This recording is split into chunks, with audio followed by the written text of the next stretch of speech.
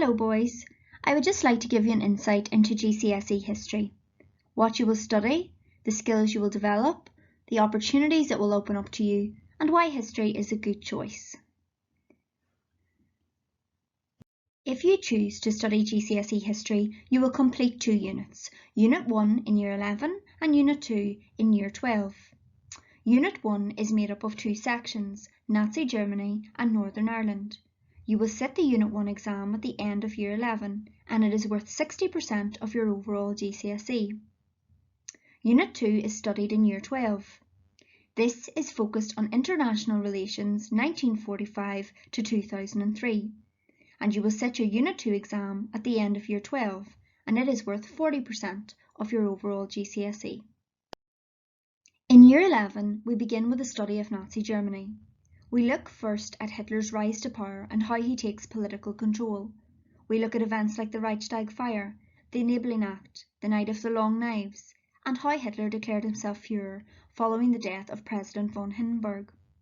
We then look at Nazi methods of control and how Hitler attempted to remove any opposition.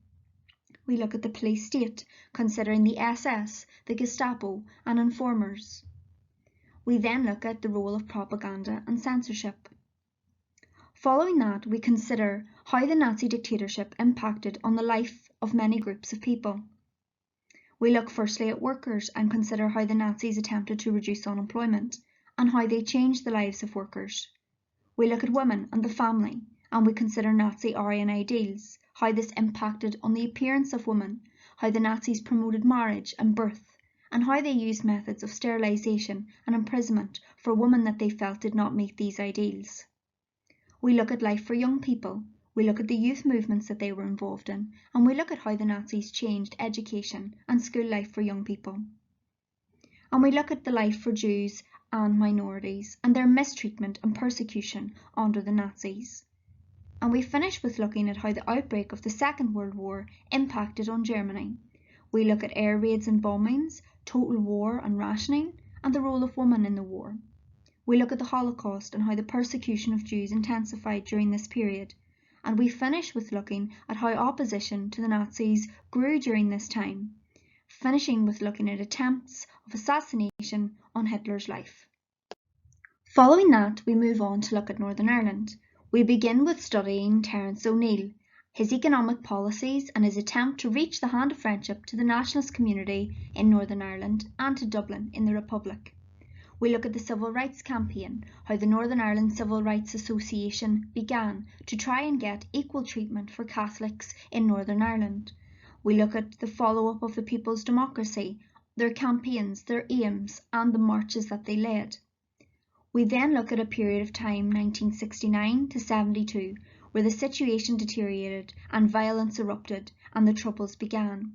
We look at the summer of 1969, we look at the emergence of paramilitaries, we look at the introduction of internment, we look at Bloody Sunday and how this resulted in direct rule being imposed in Northern Ireland. We look at attempts of power sharing, the power sharing executive, the Sunningdale Agreement and the Ulster Workers' Council strike that followed. We then look at a changing Republican strategy. We focus on the hunger strikes, their causes, the events, those that lost their lives, and the impact of the hunger strikes, particularly the rise of Sinn Féin and their new adopted policy of the ballot box and the Armalite. We look at changing relations towards closer cooperation by studying the Anglo-Irish Agreement, its significance and its results. We then look at the Downing Street Declaration of 1993, the key terms of this declaration, the ceasefire, and the obstacles that remain to peace. And we finish with studying the Good Friday Agreement of 1998, the key terms of this agreement, the response to this agreement, and the new assembly that was established. In Year 12, we move on to begin our study of international relations, spanning a period of time from 1945 to 2003. We firstly look at how the Cold War begins. We look at ideological differences between capitalism and communism. We look at the Yalta and Potsdam conferences. We look at the creation of the atomic bomb and the start of the atomic age. We then move on to look at emerging superpower rivalry from 1945 to 49. We look at how the Soviets take over Eastern Europe and we look at responses such as Churchill's Iron Curtain speech, the Truman Doctrine, and the Marshall Plan. We then move on to look at key flashpoints in Europe, such as the Berlin blockade and airlift, the Hungarian uprising, the Berlin Wall, and Prague Spring. And then we look beyond Europe to events like the Korean War, the Vietnam War, the Cuban Missile Crisis, and the war in Afghanistan. We then look at how the Cold War came to an end. We study key figures like Reagan and Gorbachev, and we look at the collapse of Soviet control in Eastern Europe and the end of the Cold War. We then look at how new tensions emerged between 1991 to 2003. We look at the Taliban, Al-Qaeda, Osama bin Laden, the Gulf War, September 11, the wars in Afghanistan and Iraq, and the downfall of Saddam Hussein. As a GCSE History student, you will develop a wide range of transferable skills. You will learn to recall, select, and deploy historical knowledge accurately. You will learn to express and articulate yourself clearly in both oral and written communication. You will learn to put forward ideas and arguments in a concise manner and to organise material in a logical and coherent way. You will develop critical thinking and analytical skills. You will learn to think independently and show the ability to reach a substantiated judgment or conclusion that is both well thought out and well supported. You will show the ability to interpret and use source material and evaluate evidence effectively. And you will learn to manage time and show the ability to meet deadlines. History students are capable of absorbing and interpreting complex information. They know how to ask the right questions to find out more, and they demonstrate confidence and the ability to argue a case persuasively. While it might be very early days for you to be considering a future career path, it is important to note that history is a well-respected and valued subject that provides an opportunity to enter a wide variety of career areas, both those related to the historical context, such as law, media, journalism, education, research, sociology, psychology, and politics, but also the wider employment context, such as management, finance, medicine, physiotherapy, architecture, accountancy, sports studies, computing, engineer, management, and many more. The wide variety of degrees and courses pursued by our past history students really shows that history is a very adaptable subject that could benefit you in many areas. History is not simply the study of historical detail or learning facts. It is the study of people and how world events and historical context change the lives of individuals and communities. Visiting a community or experiencing a human face and a human story can often tell us more than all the facts and statistics can. For this reason, we aim to ensure our pupils have an opportunity to learn beyond the classroom, so as to bring history to life. We endeavour to bring our GCSE students to the Free Derry Museum and for a tour of the Bogside murals to enhance their understanding of Bloody Sunday and the Troubles.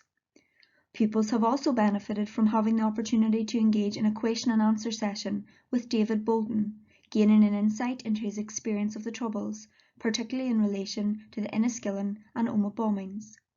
If you choose GCSE History, you can look forward to experiences like this too. So why choose to study history at GCSE? History is about more than simply memorising dates and deeds of famous figures. It is a chronicle of human behaviour, a real-life drama full of villains and heroes, both the mighty and the meek.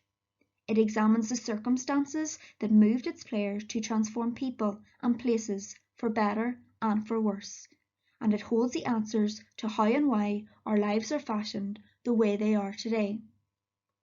Ethan, one of our current Year 12 history students, has very kindly offered to give us an insight into what he enjoys about history. He names history as one of his favourite subjects at GCSE. He tells us that the course is enjoyable, interesting and engaging, and that he would recommend it to anyone who has enjoyed history at Key Stage 3 level so far. He speaks about Nazi Germany as his favourite unit, and how he has enjoyed learning about Hitler's rise to power and what life was like for the different groups of people living in Germany at this time. He says that he also thoroughly enjoyed the Northern Ireland unit because of how much it relates to our history here in Ireland. He speaks about learning of events such as the Good Friday Agreement, which still plays a part in our lives today. He says that history has helped him to improve his analytical, critical thinking and time management skills, and this is just to name a few. Overall, he says that he would definitely recommend GCSE History for anyone in Year 10 who has a passion for the subject and enjoys learning about the past. So if you enjoy learning about the past, and you have enjoyed learning about history so far, and you're a keen enthusiast for the subject, choose history. If you want to develop many useful, transferable skills that will benefit you now in your studies and in your future life, choose history. And if you want to achieve a good grade at GCSE, choose history.